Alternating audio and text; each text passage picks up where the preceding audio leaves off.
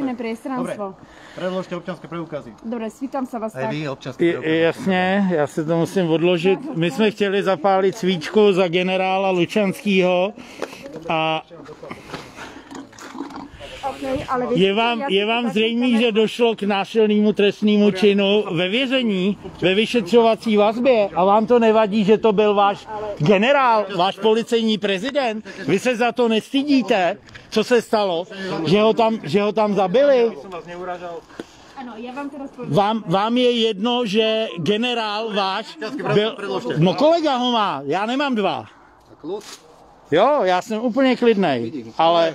Dobre Pane a pani, tu nás sa nemáte čo prechádzať, porušujete zákaz vychádzania. Jaký zákaz? Akože ja Máte sa pohybovať v extravilane obce, kde majú trvalé pobyt. Kde je nějaká vyhláška? Je uznesenie vlády. Kde je nějaký zákon na tohleto? A jak já to mám vědět? Usnesení vlády. Já respektuju zákon. Áno, a ale viete, jaký zákon? vyhláška, viete čo, vezmite si, pohľadajte si to vy sám. Nie, vy máte predložiť občanský preukaz.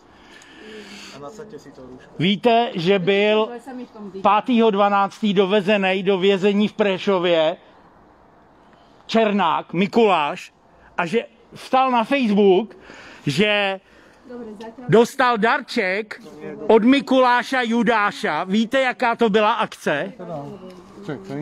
Rozumíte tomu, co se tam mohlo stát? A víte, že 9. má Mikuláš Černák narozeniny, když došlo k napadení vašeho policejního prezidenta, generála Lučanskýho.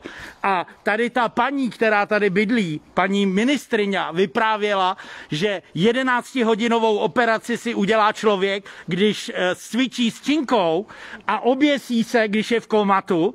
Vy tomu věříte, hoši? Tak je mi vás líto.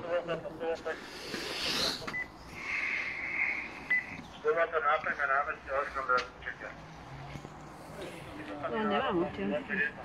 A víte, že ta vakcína bude i pro vás? Pfizer. Pro vaše děti, který nechodí do školy, pro vaše rodiče. Vás nemám. Ja nosím stále akože... Predložte mi ešte tento doklad, len kvôli tomu, aby som si vedel vaše meno odpísať korektne. Ja vám nadýchtujem, ale vždy nosím doklady... A svíčku za generála, když je štrba zavřená, že se tam nikdo nedostane, tak si myslím, že zapálení svíčky na uctění památky budeme zapalovat i na Václaváku. V Praze. U susedou, bratou, Čechou. Protože tohleto, to není právní stát. Pokud zabijou někoho ve vyšetřovací vazbě, tak je to k blití.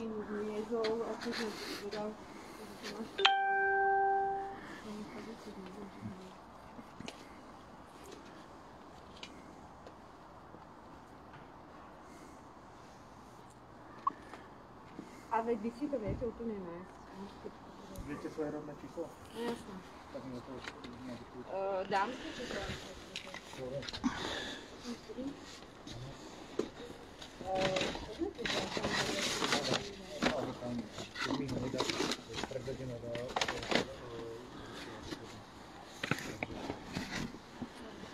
Zapálit svíčku za generála je nějaký přestupek?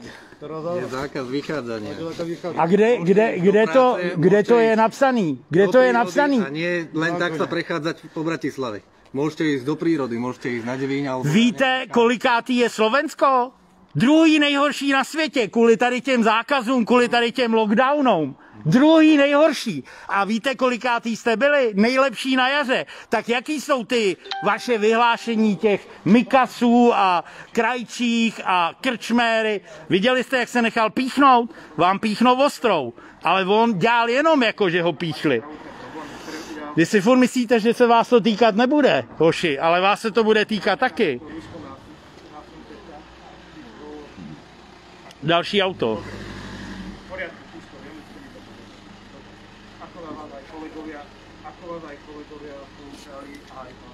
Môžete sa so mnou vybaviť, však komunikujeme spolu.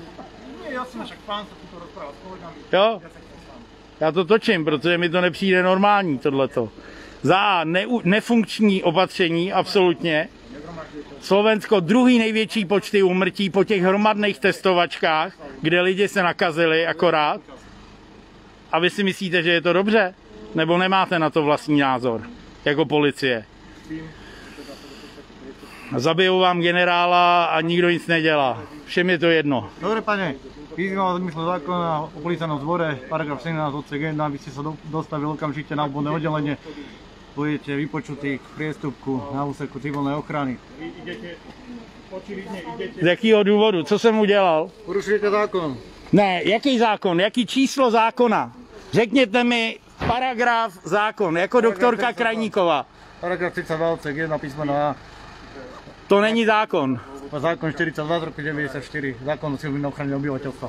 Dobre, pane, vyzývam vás, aby ste sa dobrovoľne dostavil, v opačnom prípade budete predvedení a dopustíte výzvy verejného činiteľa. A můžu zapálit svíčku za generála Lučanskýho? Môžete si ho zapaliť doma, pane. Ne, my chceme tady. Pretože zakrýva To je trestný čin. Zakrýva Mikuláš Černák. To vám nebude umožnené.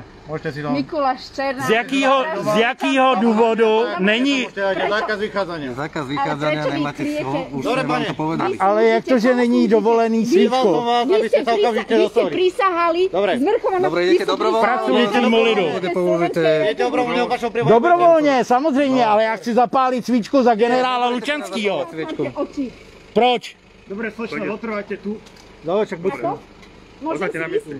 Môžem ísť zapáliť tú sviečku? Nie, sviečka tam bude zapalovať. Dobre, To je přestupek. zaposlení vás. Vyzývam, aby si sa okamžite dostavil. Takže poďte s nami, pane. Čo chcete odo mňa? Pane, Nie, nie, nezdravujte nie. sa. V opačnom prípade budete predvedení. Jak predvedený?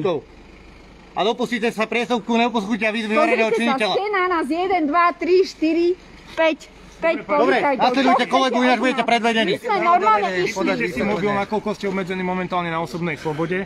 Nestrkejte do mě vůbec, a mě nešahejte.